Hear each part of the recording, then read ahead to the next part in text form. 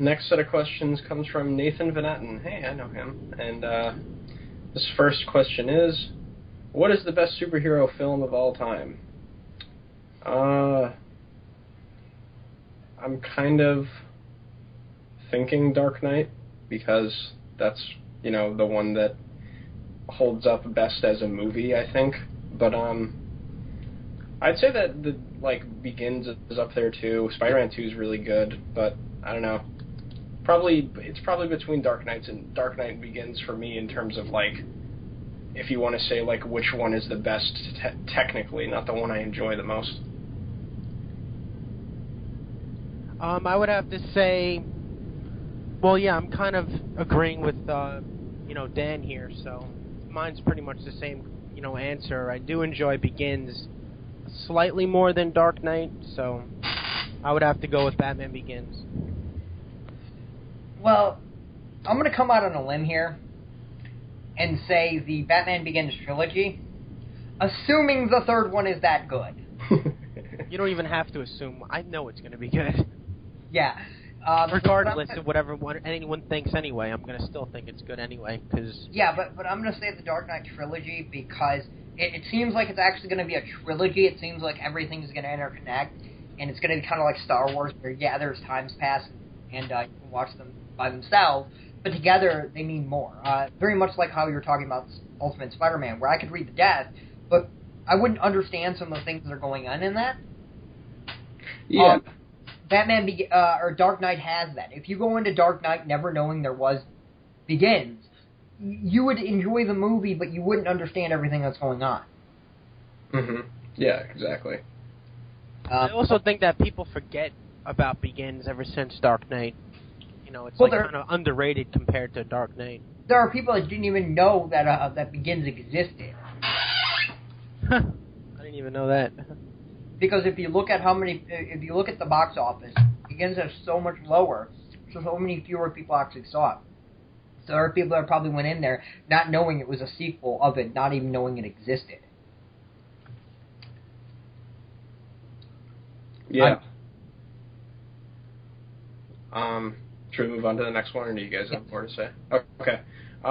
What do you think about Avengers versus X-Men? I'm really kind of frustrated that they're already, changing the status quo of the Marvel Universe, and, we're not even done with the Fallout of Fear itself yet. I think the last issue of the Fallout of Fear itself hits the same month as the first issue of this new event, which is they don't even give you any time to breathe. And we've only had 7 months of the new status quo with the X-Men, with the whole schism thing, and that's going to get shaken up. So I'm kind of frustrated it's happening this soon. But I think it's an interesting premise. I like all of the creators that are on the book. I'm kind of worried that there might be too many people, working on it. But I'm going to read it. I'm not going to read everything, but I'm at least going to check out the main miniseries sometime. I don't know if I'm going to read it all in issues, but I'll definitely check it out in trade if I don't get it in issues. I don't really know what you guys are talking about here, but if I had to choose who would win in a fight, I'd go with X-Men. That's the next question. Oh, so I'd go with X-Men. Okay. Well, I will probably read eventually meaning that I haven't read, Planet Hulk and World War Hulk, and I haven't read Civil War, but I'll eventually get around to reading that stuff. And if I hear this is good, I'll probably read it faster. I've heard horrible things on those books, so... I've heard that all the Marvel events are bad, so that kind of gets me not wanting to read them. Yeah, I don't know. You don't really need to read much backstory stuff to, understand Avengers vs. X-Men. Put it this way, I haven't even read all of the stuff that they're telling you that you have to read for this, and I think I'm going to be able to understand it fine, you know what I mean? They're saying you're supposed to go all the way back to Bendis' run and read all that stuff, and it's 40 trades, so... Well, they want you to buy it all. Yeah, exactly. Yeah, but I mean, this is interesting. I just don't understand it. Is the X-Men... are these teams balanced enough where they could fight each other? That's my question. That's something that it doesn't seem... now thinking about it, I think the X-Men would have more power, but originally I would think, how could the Avengers lose the X-Men? I mean, like, I was trying to think logically here, and I don't know. Like, this doesn't seem like a fair team-up. The matchups are pretty good, actually, because the X-Men have kind of gotten more powerful people on their team and stuff, and the Avengers, I mean, it's a lot of people too, but Well, do you know are there going to be any like really interesting X-Men characters in here? It's going to be like all the X-Men characters that are in the books right now. Okay, I'll have to find out who that is. But if it's good, I'll read it. Okay, next question. Number 3, who will win? I'm inclined to say the Avengers because the Avengers is the franchise that Marvel's been pumping ever since they figured out that they could make an Avengers movie. I mean, everything that they're doing that is Avengers related, like, they've been tying every book into Avengers somehow, so into some sort of Avengers thing. So I'm inclined to say that they're going to win just because they're the Avengers, and Marvel likes them. But I would like to see the X-Men win because I'm more of an X-Men fan than an Avengers fan, but I don't know. John already answered, so I'll go and answer this one. Okay. I'm exactly where you are, Dan. The X-Men should win. Like if Phoenix is involved, it would probably be a non-winnable battle from the Avengers.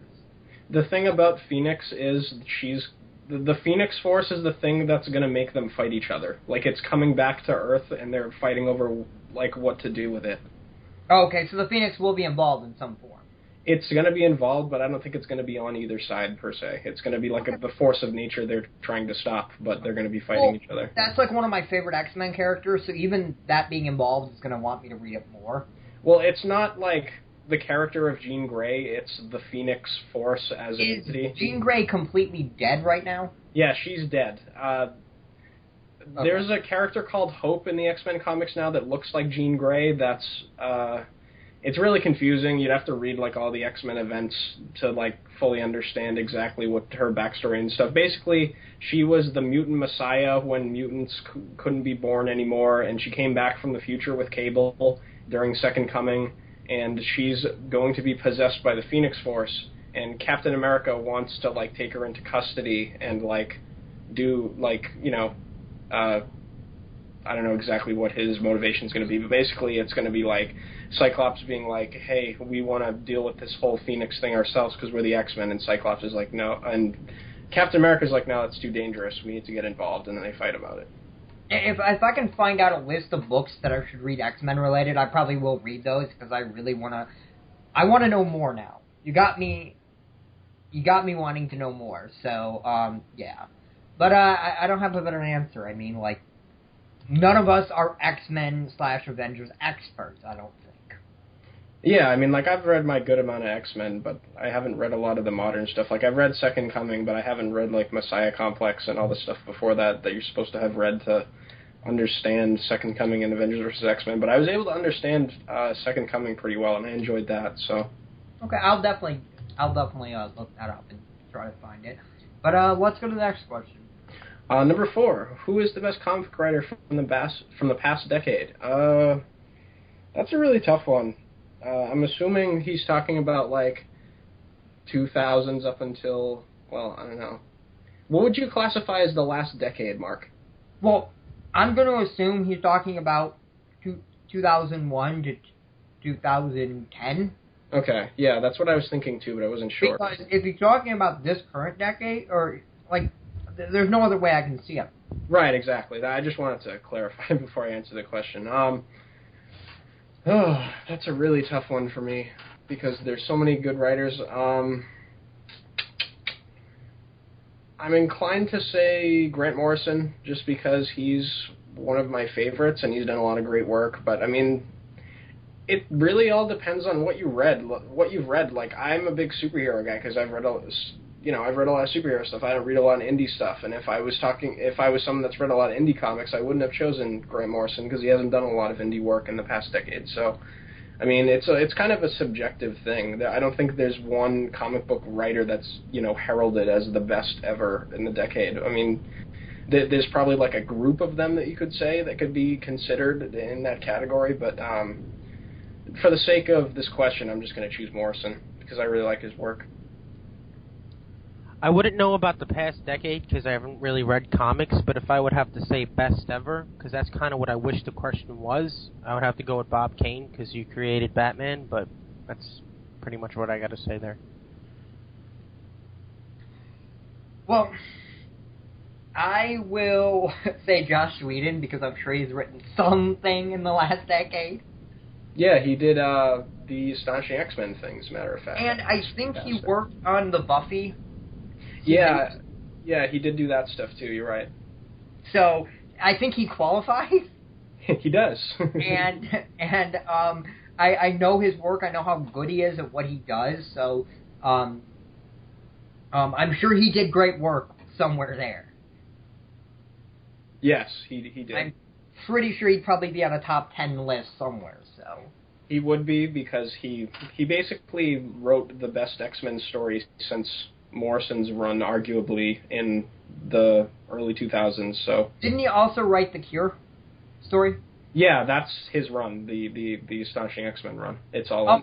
Okay, because, I was, me and John recorded a video yesterday, which I don't know what's going with the editing. I think it's garbage. I think we're going to have to record it, where I was basically trying to explain why X3 was bad. And unfortunately, you can't really explain that to somebody who doesn't read the comics. Right. I mean, you could do, like, a story analysis of it, but, like, from a fan's perspective, I know what you mean. Yeah, and nothing against you, John. It's simply that understanding where these stories that they came from and understanding why they aren't good is what we can't explain to you. Oh, okay. Yeah.